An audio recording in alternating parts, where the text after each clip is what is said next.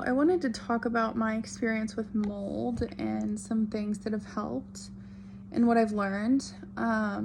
So the main thing that's been affected for me is my immune system since moving into mold. So I've gotten sick like 10 times in the last like under a year.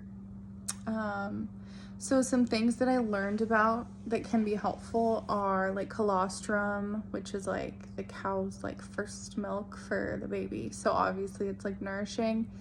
And IgG is another thing that like comes from cows. So it's like not vegan or vegetarian, but it's like super beneficial, like IgG and IgA.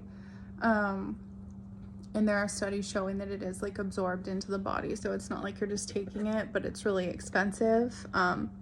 The way I found out about it was actually studies about IgG and IgA vaccines, or not vaccines, IVs, and how that can be helpful. But that was for long COVID because people with long COVID actually have immune impairments, which I also have. So yeah, that lactoferrin can be, you can find that like in a vegan or vegetarian form if you are. So that's super powerful. That's found in colostrum, but there are like synthetic forms that help, like it's found in breast milk as well. So it's obviously powerful and beneficial for like the immune system, and helps regulate like iron, which when it's dysregulated, it can cause like immune system issues and inflammation, which is like at the root of a lot of disease and illness. Copper is also a really important one, which is like the first thing I would recommend, because a lot of people might not realize it, but they're low. Like if you track your nutrient intake, you might find that you're low in copper, like I was. Especially if you take a lot of zinc, you might find that you're super low in copper because zinc actually depletes copper. And I know zinc has been a lot more commonly taken, and people know about it a lot more, about its effects on the immune system, like especially during COVID.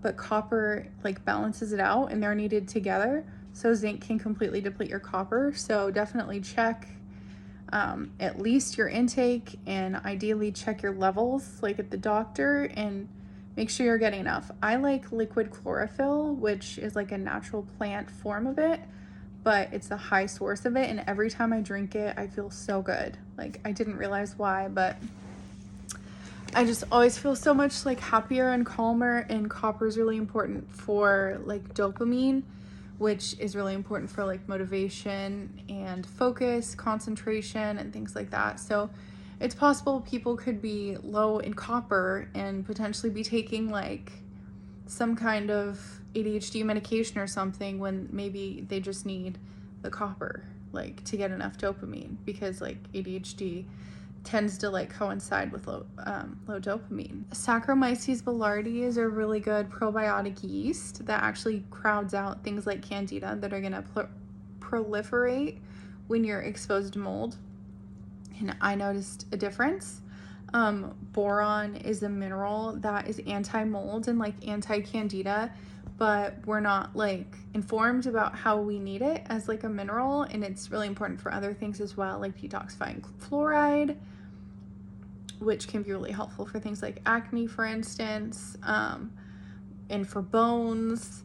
So boron is really helpful. You can get like just like 3 milligram supplements. I like the Now form, or the Now brand, and that is like anti-mold, and I feel like I notice a difference when I don't take it. And I think that's so much better than taking like some herbal. Like you want to make sure you're getting like nutrients, minerals that the body actually needs to like fulfill its functions, as opposed to like extra. So yeah, and then a binder can be really helpful like at night, especially for me. Like if I go to bed without a binder, I'll get like itchy. So that just binds any toxins in your body that are gonna be like byproducts of the mycotoxins, which is like the mold toxin that you're exposed to. Because a lot of times it's not like the mold spores that are the issue, because a lot of times like what a landlord or health department even will do is just like treat with bleach or some kind of mold killer. but that's not actually the main like irritator of the body. It's actually the mold toxin, which is what is produced when you kill the mold.